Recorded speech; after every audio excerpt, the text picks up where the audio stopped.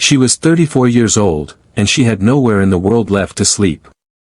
Her husband's brother, Silas Mercer, a man who smiled with his mouth and never once with his eyes, had turned her off the ranch she had worked for 11 years. Waving a lawyer's paper and saying the land had never truly been hers, that a widow with no children had no claim, and that she should be gone before the first snow made the roads impossible. She had $2.40. That was everything.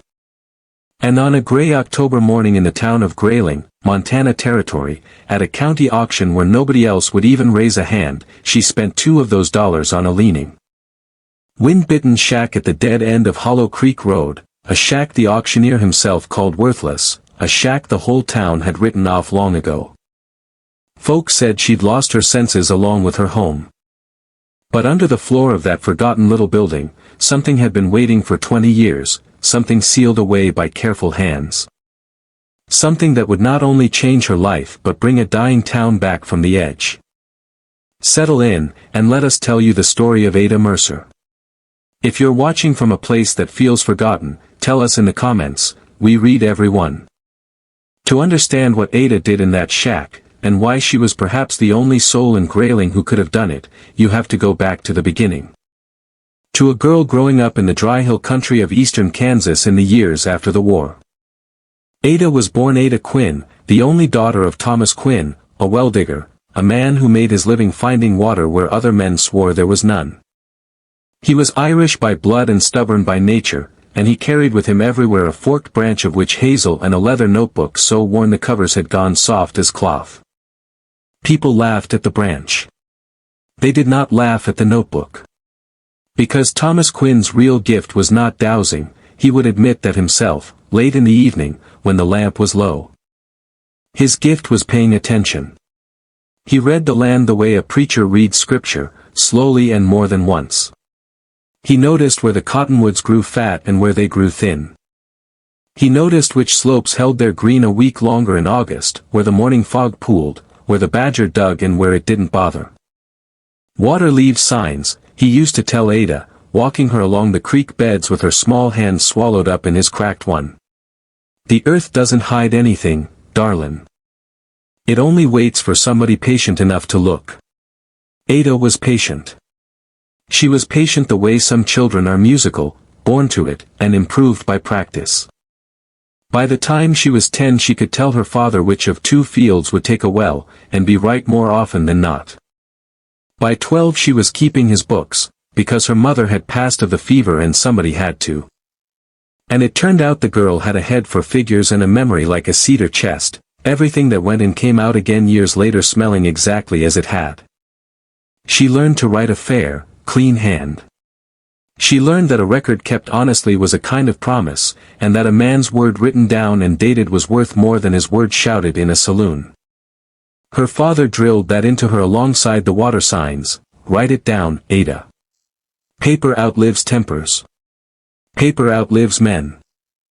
There was one more thing Thomas Quinn taught his daughter, and it was the thing that shaped her more than the dowsing or the ledgers, though she wouldn't understand that for 30 years.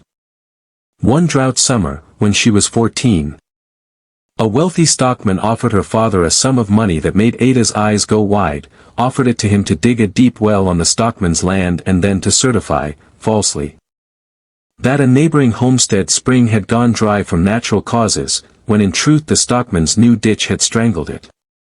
Her father listened all the way through, polite as Sunday.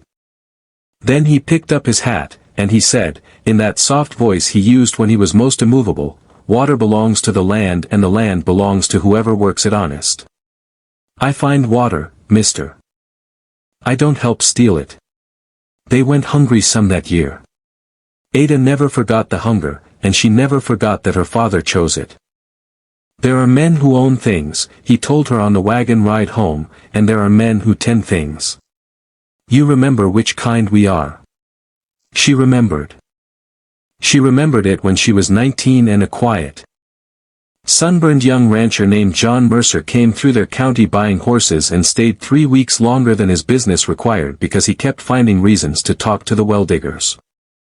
Daughter. John was the tending kind. She saw it in how he handled a lame mare, how he mended a stranger's fence just because he was standing near it.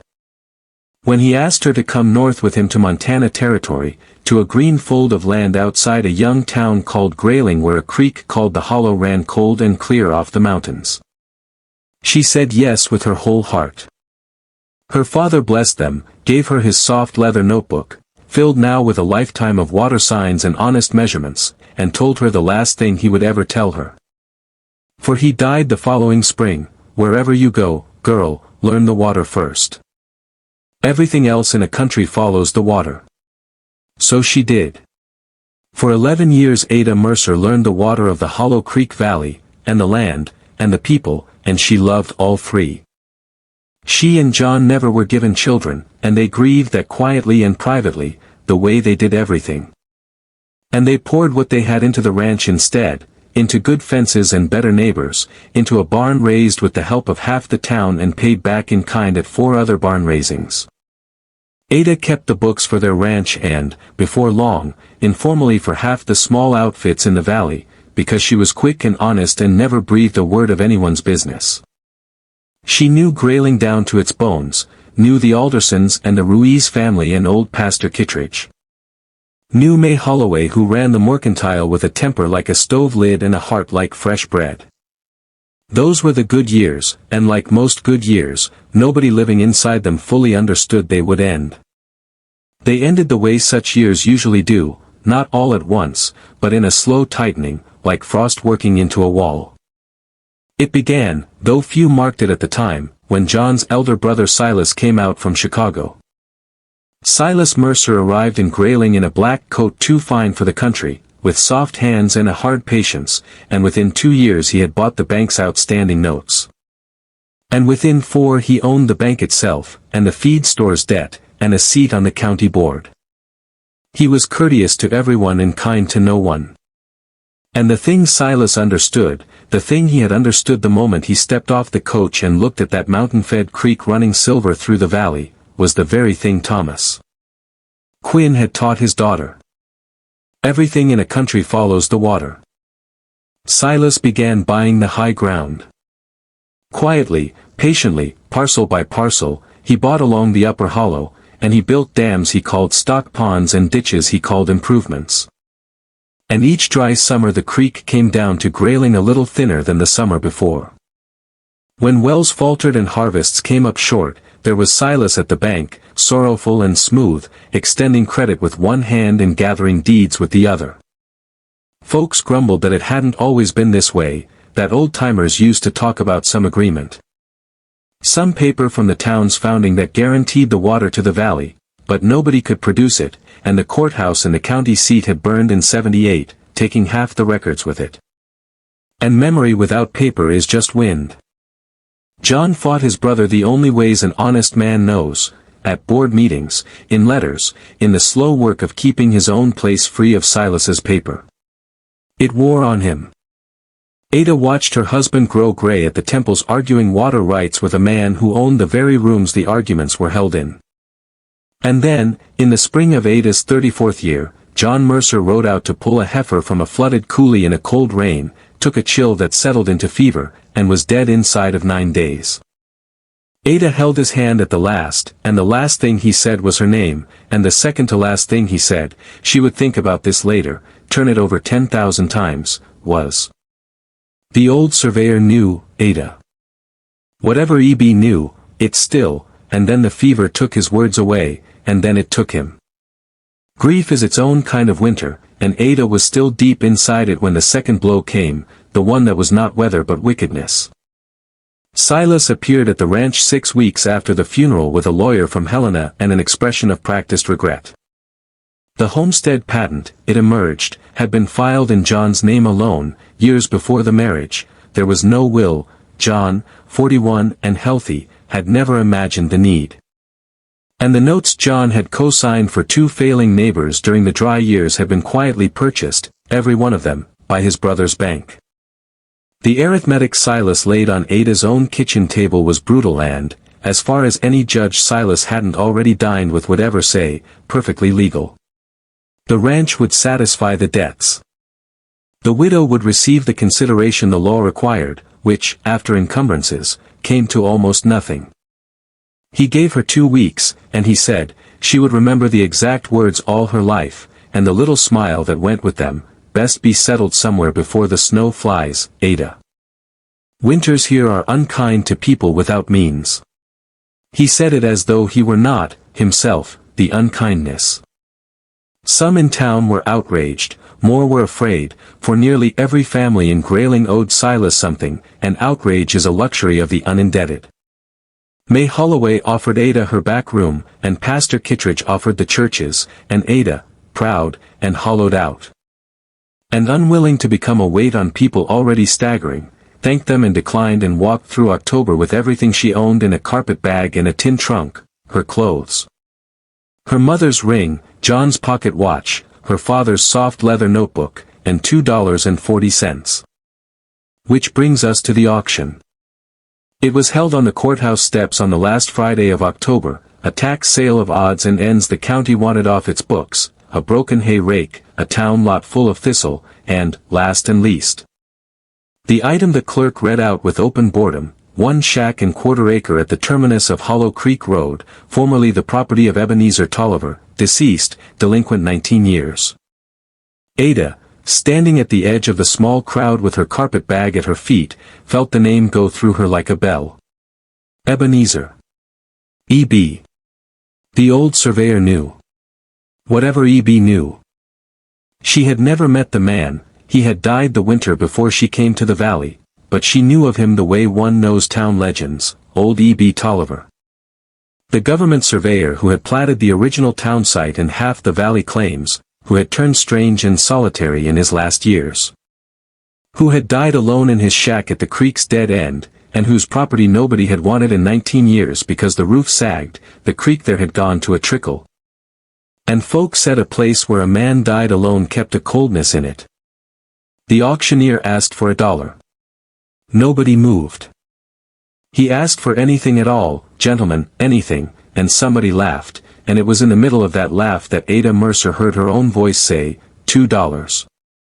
Every head turned. She stood straight under all those eyes, the widow, buying the ghost shack with pennies while the snow cloud stacked up over the mountains, and when the clerk, half embarrassed for her, handed over the deed, she signed her name in her fair, clean hand and picked up her bag and walked the mile and a half out Hollow Creek Road before her courage could hear what the town was saying behind her. The shack was worse than worthless and better than nothing. 1 room, 12 feet by 14, gray plank walls silvered by 20 winters, a stone chimney still sound. Old E.B. had built his chimney the way surveyors do everything. Square and true, a door hanging by 1 leather hinge, and a floor of thick sawn boards buried under 2 decades of dust, pack-rat leavings, and the collapsed remains of a table. Ada spent her first night wrapped in her coat by a fire of broken furniture, and she did not weep, though she considered it, and in the morning she went to work. Because work was the only country whose citizenship no one could take from her. She scrubbed. She patched the roof with flattened tins and borrowed nails. She rehung the door. May Holloway, defying her own husband's nervousness about what Silas might think, drove out with flour, beans, a lamp, and a quilt, and stayed to help sweep, and it was May's broom, on the 3rd day. That made the sound. A hollow sound. 1 board, near the hearth, answering the broom differently than its brothers, deeper, drum-like, the voice of a board with emptiness underneath it. Ada knelt. She had grown up listening to her father tap and listen, she knew what the ground sounded like when it was keeping something. The board was not nailed like the others. It was fitted, beautifully, deliberately fitted, and held by 2 wooden pegs disguised as knots. It took her an hour with a chisel and the poker to work it free, and when it came up, and the one beside it, and the one beside that, she and May looked down into a lined pit, dry as a church. And in the pit sat a squat iron strongbox with a surveyor's mark, a crossed flag and chain, punched into the lid. On top of the box, wrapped in oilcloth, lay a single sheet of paper in a fine copperplate hand. It read, "To whoever finds this, I pray you are the tending kind and not the owning kind. Prove which before you dig deeper." Et prove which. Ada sat back on her heels in the dust of a $2 shack, her heart going like a hammer, and understood that she had not bought a ruin. She had been handed a test. The strongbox was locked, and Ada, this tells you everything about her, did not break it open. Not that first night, nor the next. Instead she did what her father would have done, she got out the notebook, and she began to read the place. Because the note said dig deeper, and old E.B. Tolliver had been a precise man, and precise men do not use words loosely. Over the following week, between the labor of making the shack livable, she walked every foot of her quarter-acre and the creek bank beyond it. And the signs began to speak to her the way they had spoken to a girl in Kansas. The willows at the dead end of Hollow Creek Road were old and fat, far fatter than the miserable trickle in the creek bed should have grown. The grass behind the shack held green into November while the whole valley went brown. Frost formed everywhere each morning except one long, gentle rise 40 feet off her back wall, where the ground stayed dark and soft, breathing a faint warmth. And in the lowest corner of that rise she found, hidden under a rock pile too tidy to be nature's work, a circle of fitted stones capping something, a masonry collar, like a wellhead. Sealed under mortar and moss. She sat down beside it and laid her palm on the stones, and through them, faint and steady as a pulse, she felt it. Cold. Living cold. Water, moving water, a great deal of it, close beneath the ground. That night she opened the box. The key, it turned out, had been in plain sight for 19 years. Hanging inside the chimney on an iron nail black with soot, she found it because her father had taught her that careful men hide keys near hearths, where fire keeps damp away. Inside the strongbox, packed in oilcloth and wax paper, lay the answer to 20 years of the valley's slow strangling. There was Ebenezer Tolliver's original field survey of 1866, signed and sealed, mapping what he called the Grayling Rise Spring, a major artesian source, the true mother of Hollow Creek. Rising exactly where Ada had felt the cold pulse in the stones. There was the founding compact of the town of Grayling, 1867, signed by the first 11 families and witnessed and recorded by Tolliver as county surveyor.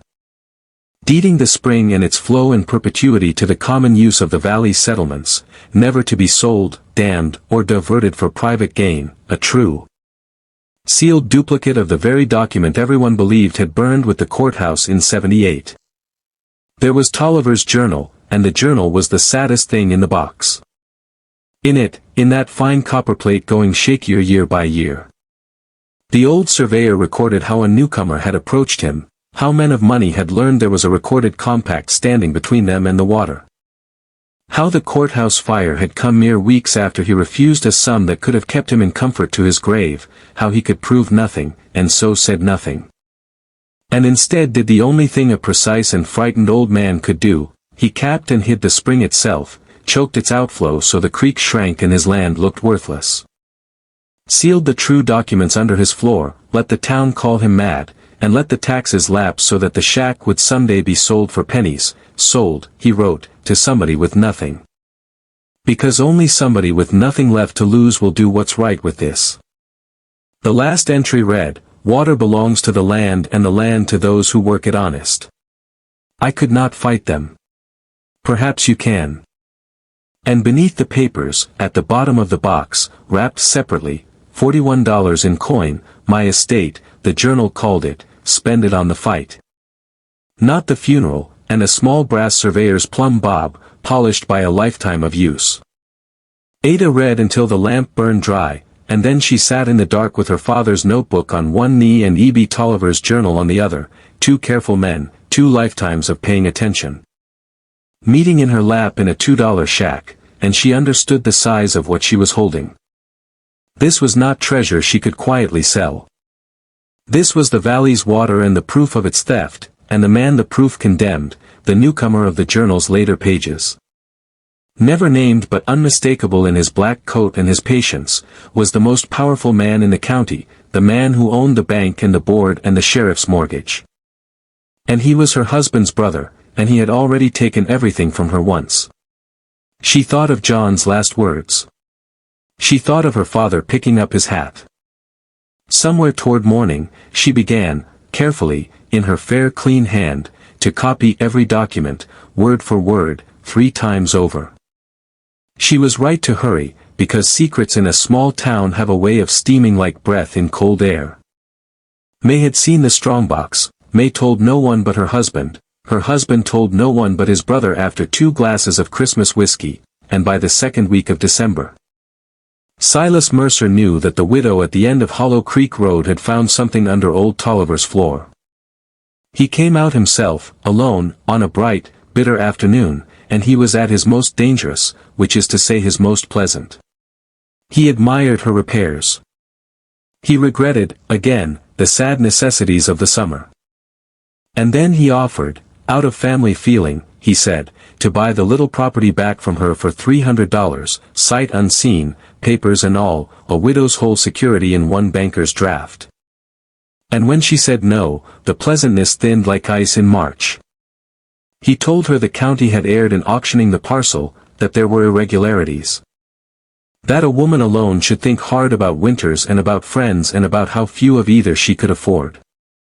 He told her that whatever moldy papers a crazy old hermit had squirreled away, no judge within 300 miles would hear them, and there it was, the mistake she'd been waiting for. Because she had never told him there were papers. She looked at him with her father's patience and said only, "Snow's coming, Silas. You'd best be settled somewhere." And she shut her own door, on her own hinge, in his face. What followed was 3 weeks of quiet war. Her firewood pile was scattered one night, she stacked it again. A man she didn't know rode past twice a day, watching, she waved to him each time until he stopped coming. The county clerk, apologetic and sweating, sent notice of a hearing to review the auction's validity, scheduled with vicious cunning for the 1st week of January. When the passes would be snowed shut and no district judge friendly to anyone but Silas could attend. Ada did not panic, because she had already done what paper-keeping people do. 1 full copy of the documents was sewn into the lining of her quilt. 1 was in Pastor Kittredge's church safe, sealed, with instructions. And the originals had gone out before Christmas in the tin trunk of a freighter May trusted, addressed to the land office and the district court in Helena, registered, receipted. Witnessed, because paper outlives tempers, and it outlives men, but only if it travels. And then Ada did the thing Silas never imagined, the thing that turned a private fight into a town's awakening. On the last Sunday of the year, she stood up in church. In front of everyone Grayling had left, and she read the founding compact aloud, start to finish. The names of the first 11 families falling into that cold room one by one like coins into a plate: Alderson, Holloway, Kittredge. Ruiz, the grandfathers and grandmothers of the very people sitting in the pews. You could hear the stove tick. You could hear men breathing. The water was never his to take, Ada said, and it was never mine to keep. It's ours. It always was. And I mean to give it back, but I can't dig alone. She didn't have to. On New Year's Day, in a cold that made the axes ring like church bells, 17 men and women of Grayling walked out Hollow Creek Road with picks, bars, and shovels, past Silas's watcher, who looked at their number and found urgent business elsewhere. It took them 2 days to break the old surveyor's seal. He had built it, like his chimney, square and true, and Ada knelt at the collar with E.B.'s brass plumb bob in her fist and her father's voice in her ear as the last capstone came away. For a moment, nothing. Then a sound came up out of the ground, a gasp, a long-held breath released after 19 years, and the Grayling Rise spring rose. It rose cold and green, clear and astonishing. It filled the old channel E.B. had choked, it shouldered through skim ice down the dead end of Hollow Creek Road and into the shrunken creek. And the creek widened, and somewhere down the valley a dog began to bark at the water as if it were a stranger, which, to every creature under 10 years old in that valley, it was. Grown men took off their hats. Pastor Kittredge wept openly and didn't care who saw. And Ada stood with the water sheeting past her boots and thought, there it is, John. There's what E.B. knew. The rest fell the way a rotten tree falls, slowly, then all at once. The registered documents reached Helena. The compact of 1867, sealed and witnessed, was as sound as the day it was signed, and it voided, at a stroke, every private claim to the hollow's water, every dam, every ditch, every improvement upon which the whole legal architecture of Silas Mercer's empire stood. The January hearing against Ada's deed collapsed when the district judge, reading Tolliver's journal with its dated account of the refused bribe and the convenient fire, developed a sudden appetite for older questions. No jury ever convicted Silas of anything. Men like Silas rarely stand in docks. But the water was the mortar in his wall, and with the water gone common again, the wall came down, the bank's paper, built on land made cheap by manufactured drought, was suddenly built on land worth farming, and families paid down notes with real harvests, and the county board found its spine. And by the following autumn Silas Mercer sold what little would still sell and boarded the eastbound coach in a black coat gone shiny at the elbows, and not one person came to see him off. Ada watched the coach go from the mercantile porch and felt no triumph, only a great quiet, like a room after a long argument ends. Best be settled somewhere, she did not say aloud. Winters are unkind to people without means. She let him keep his silence, and she kept hers, and that was the whole of her revenge. What she did instead with her inheritance, with the spring, the shack, and E.B. Tolliver's $41, is why the valley tells this story still. She could have claimed the water flowed first across her deeded quarter-acre. A greedy lawyer offered to argue exactly that. She declined, the way her father had picked up his hat. Instead she deeded a right-of-way in perpetuity, and the town built the channel wide and stone-lined with everyone's hands, and they called it, over her firm objection, which nobody heeded, the $2 ditch. E.B.'s $41 became the first deposit in a common fund, kept in a church safe, lent at no interest to any family rebuilding, repaid on honor, and it was always repaid.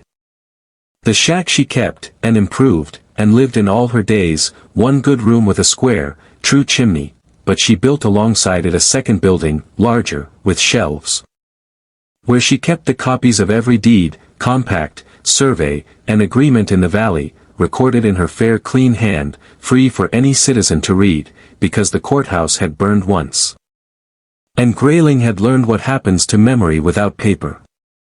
Children called her Mrs. Mercer to her face and the water widow behind their hands, and she pretended not to know it, and privately she rather liked it. In the spring she taught any child who'd sit still how to read the willows and the frost, how to tap a floor and listen, how to keep a ledger straight and why it mattered. There are people who own things, she would tell them, and people who tend things, and then she would send them home before supper, and stand a while alone by the channel, listening to the water go down to the town. So circle back now to where we began, to a woman 34 years old with nowhere in the world left to sleep. Cast out before the snow fell by a man who mistook paper for power and ownership for worth. The town said she'd lost her senses when she stood on those courthouse steps and spent $2 of her last dollars on a leaning shack everyone else had written off. But here is the truth that Silas Mercer never learned and Ada Mercer never forgot: nothing honest is ever truly worthless, not a shack, not an old man's ledger, not a widow with a carpet bag, it is only waiting for somebody patient enough to look. Old E.B. Tolliver hid a treasure under his floor, but the treasure was never really the papers, or even the spring. It was the test he wrapped around them: prove you are the tending kind. Ada proved it, not by finding what was buried, but by what she did the morning after she found it. She had every reason to take her fortune and go somewhere kinder.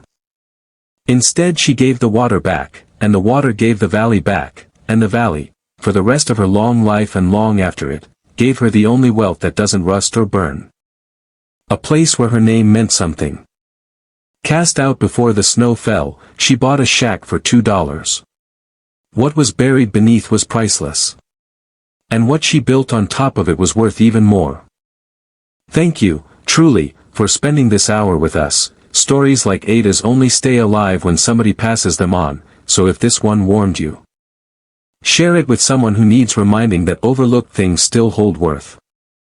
If you haven't yet, consider staying with us for more tales of quiet courage from the old frontier. There are more lanterns lit here than you know. But before you go, we'd love to hear from you, and here is our question. What is a time you found real value in something, or someone, the rest of the world had written off? Tell us in the comments below. We read every story, and yours may matter to a stranger more than you can guess. Until next time, keep tending what's yours, keep looking closer than other folks bother to, and stay close.